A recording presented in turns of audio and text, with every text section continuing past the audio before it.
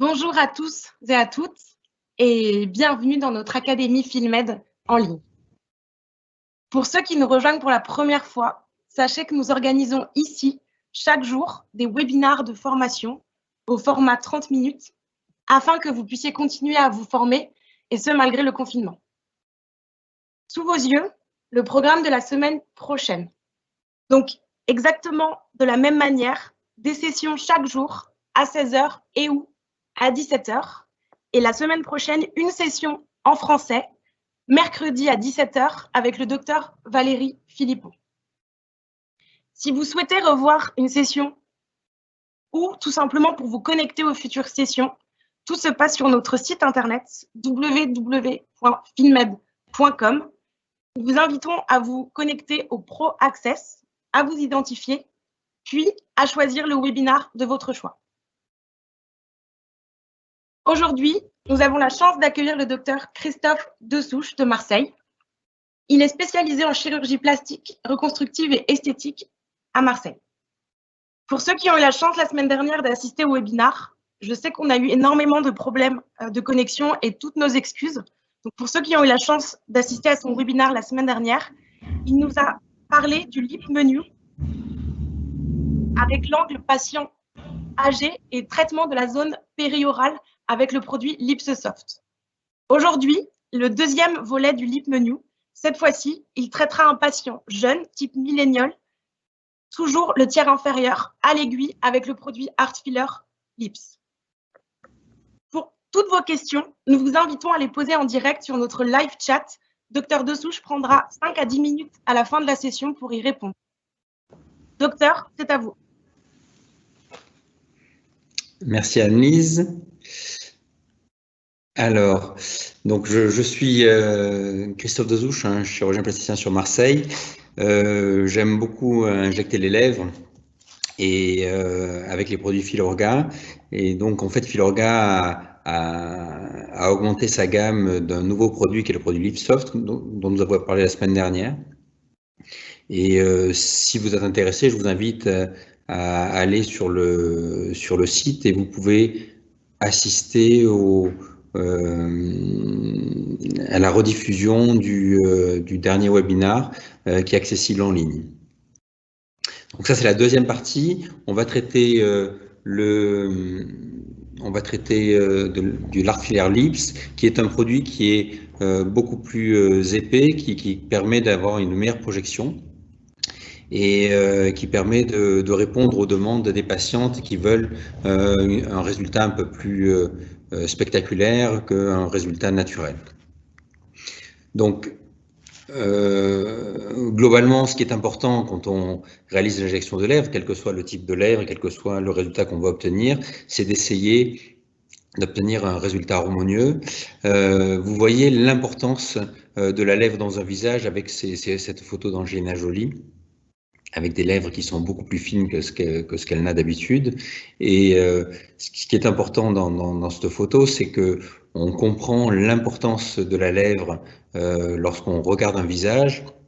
Et vous voyez qu'en fait, les lèvres et les yeux sont vraiment les éléments les plus importants du visage, puisqu'on regarde les yeux et les lèvres. Et quand les lèvres sont soit mal proportionnées, soit disgracieuses, cela rend le visage disgracieux en entier dans sa globalité, alors que c'est quelquefois juste les lèvres qui sont problématiques. Ce qui est important quand on traite le visage, les lèvres, c'est de bien connaître les proportions. Donc les proportions, vous les connaissez tous, je pense. C'est un tiers, un tiers, un tiers au niveau du visage. Lèvres supérieures, lèvres blanches et lèvres rouges. Lèvres inférieures, un tiers, lèvres rouges et jusqu'au sillon labio-mentonnier. Et le dernier tiers, c'est le menton. Ce qui est plus important, c'est cette proportion-là, la proportion de la lèvre rouge. En fait, la lèvre rouge, naturellement, est un petit peu plus petite au-dessus qu'au-dessous. La lèvre supérieure est légèrement moins épaisse que la lèvre inférieure. Et c'est quelque chose qu'il faut avoir en tête parce que souvent, on est obnubilé par la lèvre du dessus et on peut arriver à créer des disproportions nous-mêmes en augmentant trop la lèvre du dessus et en laissant la lèvre du dessous sans correction. Alors, cette proportion, en fait, se modifie en fonction des ethnies. Vous voyez là, il y a les rapports, des rapports avec le 1 et 1,6. Donc, c'est de 1,6 à 2 chez les Européens. Chez les Asiatiques, la lèvre du dessous est un petit peu plus importante que la lèvre du dessus, mais il y a moins cette différence. Et chez la population africaine, ça peut être du 1 pour 1. Mais vous voyez que la lèvre du dessus n'est jamais plus importante que la lèvre du dessous, et c'est malheureusement souvent ce qui arrive avec l'âge et ce qui peut arriver aussi avec des corrections inappropriées. Je pense qu'en fait, on regarde beaucoup les lèvres de face, mais il faut surtout les regarder de profil. C'est très important d'analyser surtout le profil pour savoir où on doit mettre le produit et quelles lèvres on doit principalement corriger. Il y a pour ceci des lignes qui sont des lignes céphalométriques, en particulier la ligne de Ricketts qui est la plus connue. La ligne de Ricketts, en fait, passe entre la pointe du nez et le menton. Et vous voyez que normalement, sur une européenne, hein, il y a une rétraction, un retrait de 4 mm par rapport à cette ligne pour la lèvre du dessus et de 2 mm pour la lèvre du dessous. C'est assez difficile à manipuler, c'est plutôt pour des analyses sur photographie. Et vous voyez qu'il y a une grande variation inter-individuelle et surtout interethnique, puisque ce n'est pas du tout le cas sur les lèvres africaines qui vous voyez, dépassent. En fait, la problématique de cette ligne, c'est qu'elle dépend de la projection du menton et du nez, de la longueur du nez. Donc, chez les Asiatiques qui ont un nez plus court et chez les Africains qui ont un nez encore plus court, la ligne n'a pas de validité. Une ligne que j'aime beaucoup utiliser est la ligne de Odawe, la ligne H, qui est un orthodontiste des années 50. Et en fait, c'est la ligne qui passe entre la pointe du menton, la lèvre inférieure et la lèvre supérieure. On ne prend pas en compte le nez, hein, on oublie le nez. Et en fait, en regardant ces 3 points, cela nous donne tout de suite une notion de ce qui ne va pas dans le profil. Vous voyez d'ailleurs, c'est l'européenne, hein, l'occidentale, a une rétraction de la lèvre du dessus. Et vous voyez, quand on fait cette ligne, on voit tout de suite que si on veut corriger son profil, il faut corriger cette rétrusion de la lèvre supérieure et il faut projeter la lèvre supérieure pour avoir un meilleur résultat. De même, l'africaine, on peut imaginer que si on améliore la projection du menton, on aura un profil qui est plus harmonieux. Quelque chose qu'on peut modifier facilement avec les injections de lèvres, c'est aussi l'angle nasolabial. L'angle nasolabial est soit à 90 degrés, hein, comme l'asiatique, soit légèrement ouvert à 110 degrés. Mais quand l'angle est très ouvert, et ça se produit quand les lèvres sont très fines ou quand les lèvres sont vieillissantes, il faut pouvoir le savoir, essayer de le corriger pour améliorer cet élément qui est là aussi important au niveau de l'harmonie du profil. Ce qui est important aussi à connaître, indépendamment de la proportion, c'est les volumes et où ils se situent. En fait, il y a 3 volumes dans la lèvre supérieure et 2 volumes sur la lèvre inférieure. En fait, c'est les séquelles, en fait, disons, la représentation de la formation embryologique de la lèvre. Vous savez que les crêtes filtrales sont les zones de fusion. En fait, c'est la ligne de fusion du nez et de la lèvre. En fait, la lèvre du dessus et du dessous pourraient être identiques, mais il y a cette partie médiane qui appartient au nez et qui va rentrer dans la composition de la lèvre. Donc, en fait, ce qu'il faut, c'est arriver à conserver ces volumes naturels et à les embellir, à les augmenter et pas mettre du volume là où il n'y en a pas. En particulier, vous voyez que sur la lèvre du dessus, donc il y a cette zone médiane qu'il faut remplir s'il y en a besoin, et il y a les 2 tubercules paramédians qu'il faut remplir et qui forment un petit peu des raquettes qui vont s'éteindre au niveau de la commissure. Donc il ne faut pas chercher à remplir la partie latérale de la lèvre parce que c'est ce qui va donner un effet en bec de canard. non pas parce qu'il y a trop de produits, mais parce que le produit a été mal placé. Et on peut mettre beaucoup de produits. Moi, des fois, sur certaines demandes, je peux être amené à mettre une seringue en haut et une seringue en bas, ce qui représente beaucoup. Mais si on reste dans relativement médian et que l'on respecte la discussion de ces volumes avec les creux naturels, on arrive à avoir des produits, des résultats qui sont tout à fait naturels et non visibles. Ce qui est important aussi dans la lèvre inférieure, c'est de garder la zone médiane relativement libre de produits, ne pas injecter la zone médiane parce que c'est ce qui va donner ce côté un petit peu ce que les Anglais appellent le booty smile, le creux médian de la lèvre inférieure est assez joli à respecter.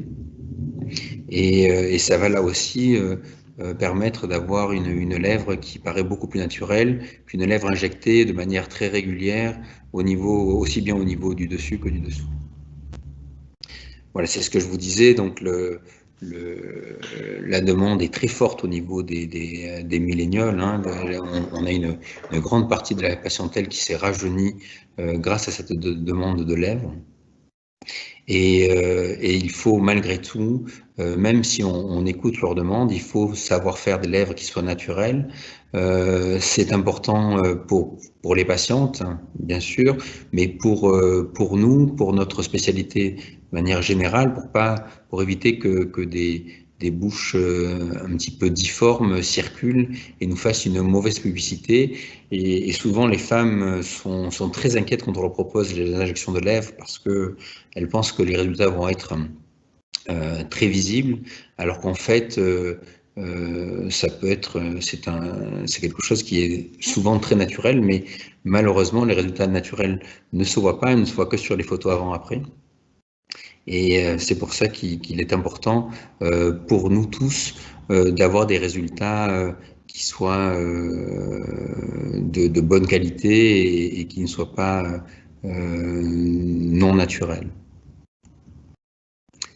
Donc, dans cette recherche de résultats relativement naturels, il est important d'utiliser, enfin, nous avons à disposition avec Filmed deux types de produits. Donc, le soft dont on a parlé la semaine dernière, qui est un produit qui est beaucoup moins réticulé, qui permet d'avoir des résultats plus doux, plus souples, qui permet aussi de traiter les lèvres, les rides péribuccales, puisqu'on peut faire du blanching technique avec.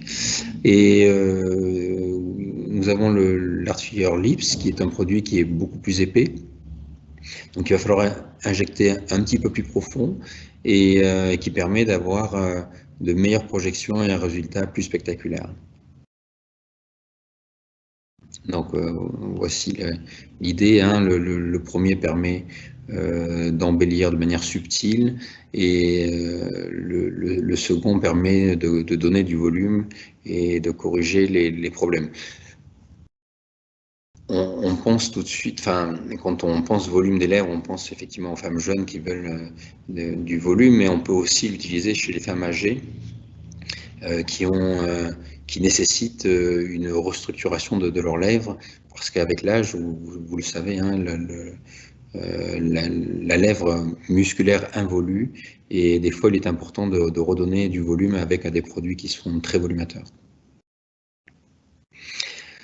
Donc voici les deux produits. Le soft en fait est utilisé avec une aiguille de 30 gauges. Si vous assistez au webinaire de la semaine dernière, vous verrez que moi j'utilise préférentiellement des 32 gauges avec une aiguille de 4 mm de hauteur, de longueur. Ça me permet d'avoir des résultats qui sont beaucoup plus précis. J'aime bien sous-doser en fait les aiguilles, sous-calibrer les aiguilles. Ça me permet d'avoir une meilleure résistance et d'injecter moins de produits lors de l'injection. Donc cela permet de donner une injection plus régulière et de faire des résultats qui soient plus précis. Le lips est fourni avec une 27 gauges et moi j'utilise, vous le verrez, une 30 gauges afin de sous-calibrer et d'injecter de manière moins importante le produit à chaque injection. Donc, c'est des produits qui sont relativement similaires au niveau de la concentration de l'acide hyaluronique et au niveau du cross-linking, de la réticulation. En revanche, c'est sur la longueur des chaînes. Vous savez que le Art Filler a des très longues chaînes, et donc en fait c'est en fonction de la taille des très longues chaînes qu'il y aura une meilleure réticulation, enfin une meilleure cohésivité du produit.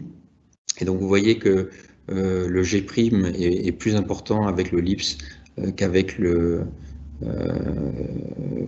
lip soft, mais il conserve malgré tout une très bonne modélabilité, et il est important de masser la lèvre lors des injections. Voilà, donc deux produits différents pour deux résultats différents pour pouvoir mieux répondre aux besoins et aux attentes des patientes. Le soft donc, et le lips peuvent être utilisés pour augmenter les volumes, hein, les deux. Il est plus facile d'utiliser le lip soft pour le contour. C'est moins recommandé pour le lips, mais on peut l'utiliser aussi. Hein, pour le canal, c'est plus compliqué.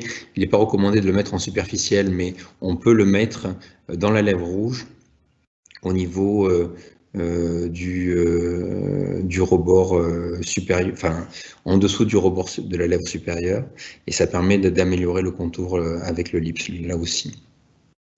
C'est vraiment un produit qui sert à avoir une meilleure projection de la lèvre, vous le verrez, et au niveau périoral, donc le lip soft permet de traiter les rides péribuccales ainsi que les commissures, alors que le lips est plutôt réservé aux sillons nasogéniens marqués et éventuellement aussi aux commissures marquées. On peut éventuellement utiliser le lips, vous le verrez dans le film, pour améliorer la projection du menton.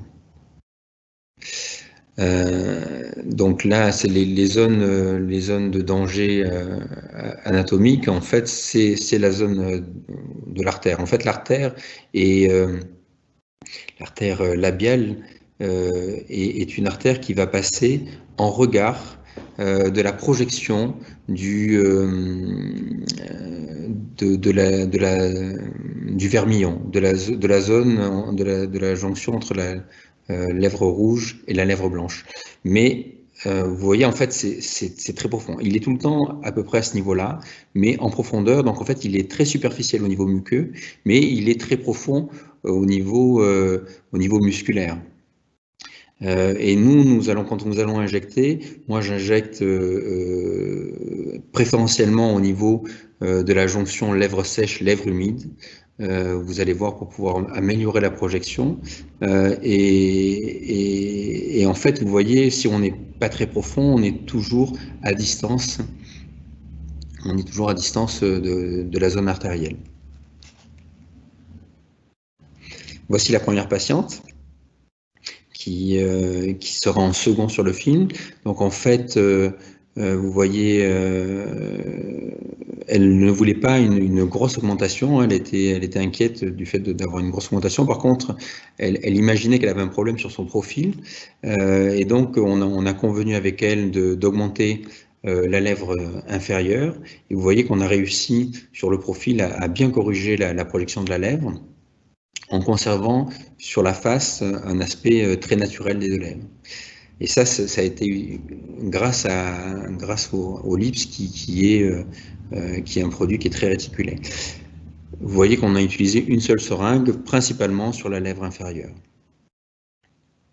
La deuxième patiente, nous avons utilisé 2 seringues. On a fait une injection au niveau du menton pour améliorer le profil. Vous voyez que en reprochant le menton, on améliore cette fameuse ligne d'Hathaway. Et on a là aussi on a plutôt injecté la lèvre du dessus, qui était très fine par rapport à celle du dessous. Et vous voyez que la lèvre du dessus est quand même moins épaisse que la lèvre du dessous. Donc on a malgré tout injecté la lèvre du dessous pour compenser cette augmentation et éviter d'avoir une lèvre du dessus proéminente par rapport à celle du dessous.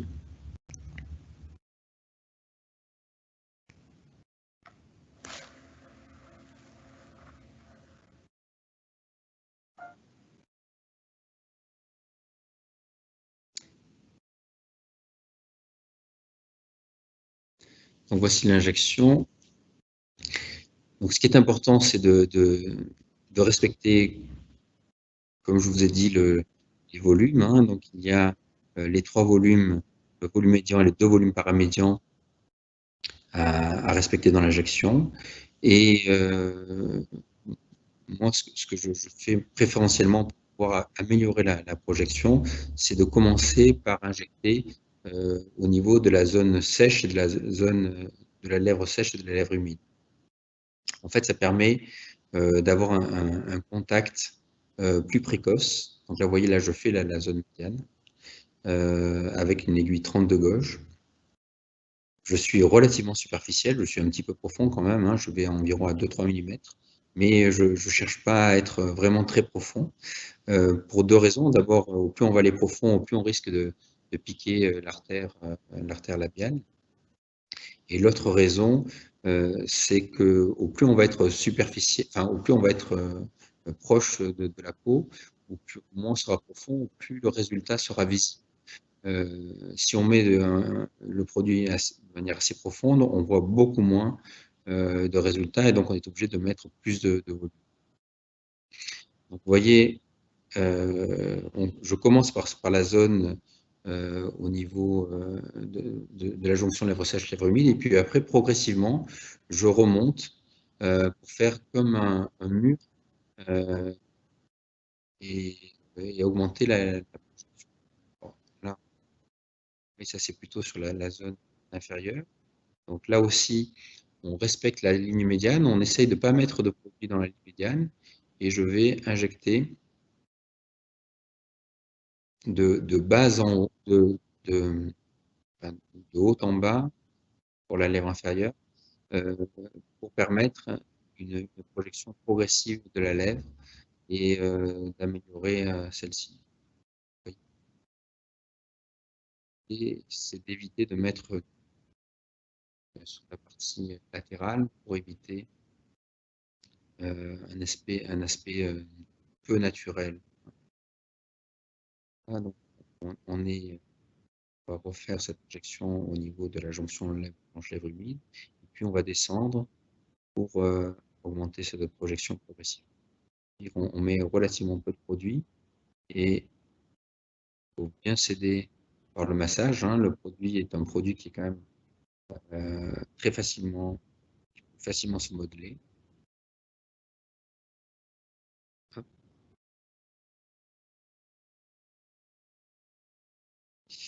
Et donc il faut l'injecter en petit quantité.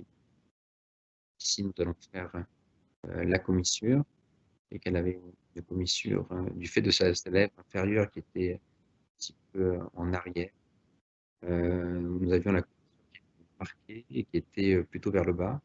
En injectant de la lèvre blanche vers en sous-muqueux, on arrive à améliorer et à rigidifier cet angle commissural.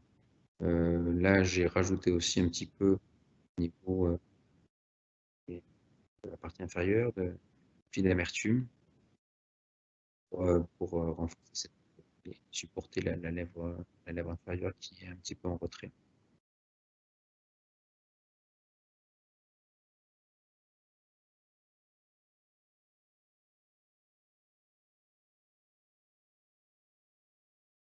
Et pour le menton, l'idée dans la projection du menton, ce qu'il faut éviter, c'est de faire un menton trop large. Parce que on va injecter chez la femme, il est intéressant d'avoir un menton pointu, non pas un menton trop large, le signe d'un menton masculin. Donc, moi, quand j'injecte non pas directement, injection directe, au niveau du menton, vers la profondeur, mais j'injecte plutôt en latéral, d'arrière en avant, pour améliorer la projection, pour me servir du produit comme d'un tuteur qui va améliorer la projection du menton. Il faut quand même passer relativement pas la peine de se et je conserve à la fin en fait 0,2 cc pour corriger la partie médiane qui est souvent creuse.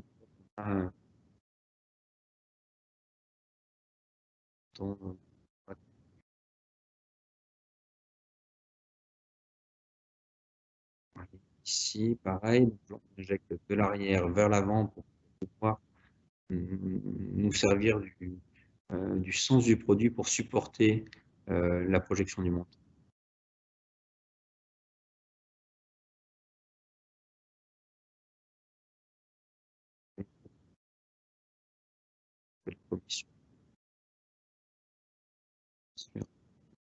Plus marqué.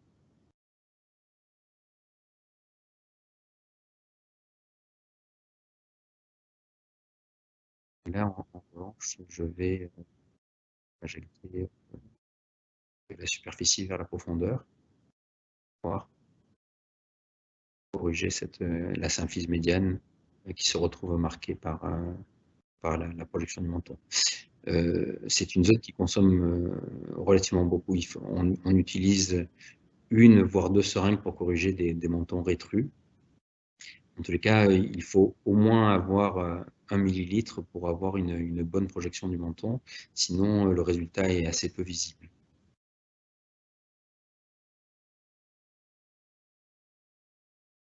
Voici le résultat. Vous voyez que la lèvre du dessus est quand même bien augmentée et ça a permis de corriger la projection du menton ainsi que de la lèvre du dessus et du dessous. Voilà. Donc là, je pense que c'est fini. Merci beaucoup, Christophe. Est-ce que tu m'entends? Oui, ça y est, je t'entends. Super. Merci infiniment pour cette présentation. Merci à tous de vous être connectés si nombreux. Et comme déjà dit au début, je vous invite à poser toutes les questions que vous pouvez avoir au docteur. On va prendre 5-10 minutes maintenant pour y répondre. Alors, docteur Dessous, j'ai déjà quelques questions. Et j'ai Sylvina qui m'a posé une question en espagnol que j'ai traduite, qui se demande au sujet de la rickets plane que vous nous expliquiez au début. Oui. Si le patient a un nez très long, est-ce que je dois utiliser ce plan pour établir la distance entre la lèvre supérieure et la lèvre inférieure? Sinon, quel autre paramètre, repère utiliser? Justement, en utilisant la ligne d'Odawa, en fait, la ligne de Ricketts, le problème, c'est qu'elle elle pose un problème justement avec la longueur du nez. Si le nez est très long, effectivement, si un nez est disharmonieux, en fait, la ligne n'est plus valable. Donc, en fait, en utilisant la ligne d'Odawa, en se servant uniquement de la lèvre et du menton, alors là aussi, le menton, il peut être rétru, hein, mais ça permet de donner une idée de la problématique. C'est-à-dire qu'on va pouvoir, en essayant d'aligner uniquement le menton, la lèvre du dessous et la lèvre du dessus, à corriger de manière assez simple en évitant de prendre en compte le nez, puisque de toute façon le nez est quelque chose sur lequel on ne peut pas agir, alors que le menton, on peut y agir dessus, le menton on peut le modifier, on peut le projeter, la lèvre du dessous, on peut la projeter, la lèvre du dessus, et le nez, on ne peut pas le modifier. Donc, cette ligne-là est vraiment une ligne qui est très utile dans l'analyse céphalométrique, beaucoup plus que la ligne de Ricketts. Merci beaucoup pour cette réponse. Alors, j'ai pas mal de questions, docteur, qui reviennent souvent au sujet de la canule. On nous demande pourquoi est-ce que du coup vous faites ce choix d'injecter plutôt à l'aiguille pour cette zone périorale. Est-ce que c'est pas plus prudent pour éviter bleu et swelling qui sont assez fréquents sur cette zone, et comment est-ce que vous faites? Alors moi j'utilise que l'aiguille tout le temps. Je trouve que la canule n'est pas assez précise. Donc là pendant l'injection, j'essaie d'être assez superficiel. Je suis à 3-4 mm. Et en fait, si vous voulez, quand on mesure la profondeur de l'artère, elle est généralement à 3-4 mm. L'artère labiale est à 3-4 mm de la surface muqueuse. Donc en fait, quand on est relativement superficiel, on n'a quasiment pas de bleu. Si on reste dans la zone lèvres sèches, lèvres humides et le vermillon, la lèvre sèche, rouge, il n'y a quasiment pas de bleu quand on est superficiel. Si on va plus profond, là on risque de prendre la lèvre. Et moi, depuis que j'utilise, en fait, si vous voulez, je me suis mis à utiliser la 32 gauge 4 mm et que j'utilise avec la lip soft, pas avec la lips, le lips standard, mais ça permet d'injecter, d'avoir une philosophie différente en fait de l'injection de la lèvre et d'injecter uniquement la lèvre rouge et de manière assez superficielle. Ça permet, comme je le disais, d'avoir une meilleure projection. En fait, au plus on va mettre le produit proche de la superficie, au plus on va avoir un meilleur effet. Et au plus on est en profondeur, au plus l'effet se dilue. Et en plus, au plus on est en profondeur, au plus on a de risques d'embrocher la lèvre. Moi, je pense qu'avec la canule, on n'a pas une précision assez importante au niveau pour faire des résultats harmonieux au niveau de l'enchaînement des volumes. Quand je vous ai montré la lèvre avec l'embryon, ce qui est important, c'est de faire une espèce de dialogue des volumes entre eux. C'est-à-dire qu'il faut que le tubercule médian il soit un peu plus projeté et les tubercules paralatéraux soient aussi un petit peu projetés et aillent mourir légèrement au niveau latéral. Avec la canule, c'est quand même très difficile à faire puisqu'on est relativement profond, on ne sait pas exactement où on est au niveau profondeur, on est très loin du point d'injection et souvent on a des résultats qui peuvent être satisfaisants dans des gens avec des gens qui sont très entraînés, mais je trouve que c'est beaucoup plus simple et beaucoup plus prédictif d'utiliser une aiguille. D'autre part, il y a très très peu de risques de nécrose. C'est quand même des zones qui sont excessivement bien vascularisées, la lèvre. Et les anastomoses sont termino-terminales au niveau médian. Donc il n'y a pas de court-circuit, il n'y a pas de zone de cul-de-sac vasculaire comme il peut y en avoir sur la pointe du nez. Par exemple, il y a très très peu de cas de nécrose reportés dans la littérature. Merci docteur pour cette réponse très claire. J'ai un médecin qui vous demande qu'est-ce que vous proposeriez comme plan de traitement à cette patiente à qui vous avez fait le menton pour les prochains mois, pour la fidéliser et la faire revenir? Alors, bon. L'idée, c'est surtout qu'elle soit contente. L'objectif, c'est qu'elle soit satisfaite et qu'elle en parle à ses amis. Moi, j'ai pas tellement d'objectifs de fidélisation. Chez les femmes jeunes, de toute façon, si elles sont très satisfaites du résultat, elles vont revenir parce que le produit se résorbe environ en 1 an et de toute façon, elles vont revenir. Après, chez des patientes jeunes, on peut leur proposer d'autres traitements, mais qui sont plus des traitements cutanés ou des traitements d'entretien de la peau. Je pense qu'effectivement, nous avons, avec ces injections de lèvres, des patientes jeunes qui arrivent et qui ont moins besoin de traitement, entre guillemets, qu'une patiente qui est plus mature. Donc, on peut la fidéliser, mais globalement, si on fait un résultat qui est satisfaisant avec peu de produits, donc si on met peu de produits avec un beau résultat, ça permet d'être relativement compétitif au niveau tarif, parce que si on utilise 2 seringues, forcément, on a des résultats qui sont un petit peu plus spectaculaires, mais qui sont plus chers au niveau du coût. Pour ces patientes jeunes, arriver à les fidéliser, je pense qu'il faut que le coût soit modéré, qu'il y ait un bon rapport qualité-prix.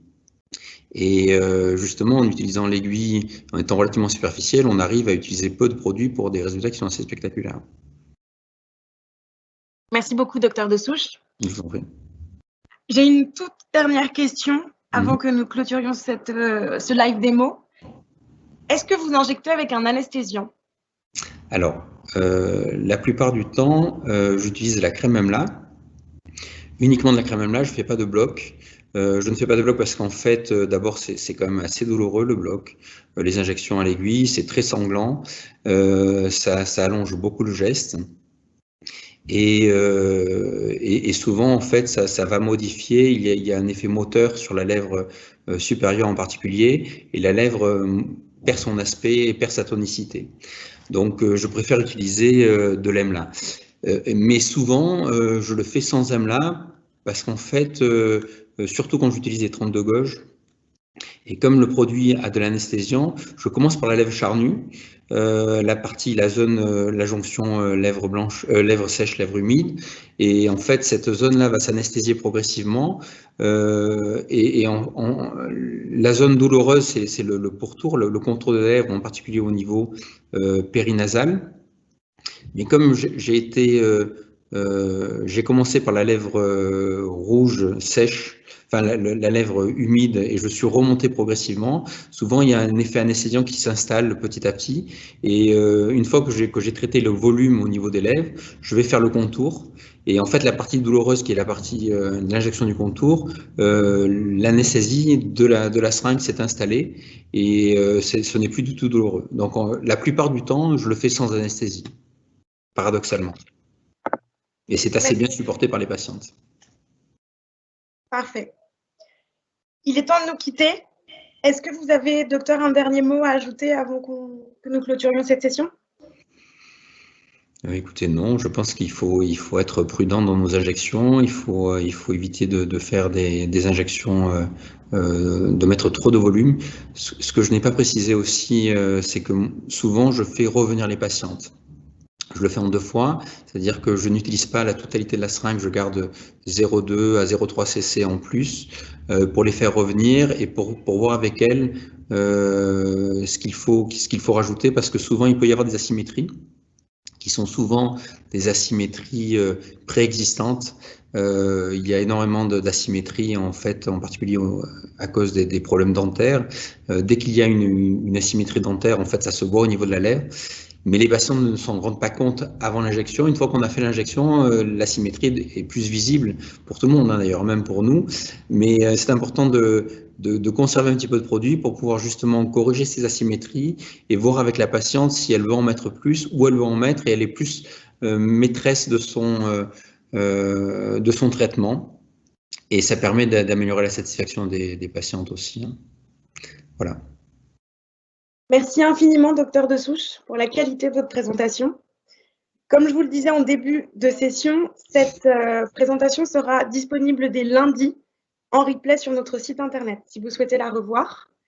Dans 20 minutes, s'il y en a parmi vous qui parlent espagnol, nous avons une session en espagnol avec le docteur Fernandez sur le NCTF. Et sinon, nous vous retrouvons dès lundi à 16h pour les prochaines sessions. Je rappelle, la prochaine session en français a lieu la semaine prochaine, mercredi, à 17h avec le docteur Philippot. Merci à tous, prenez soin de vous et à bientôt. Merci, au revoir, à bientôt.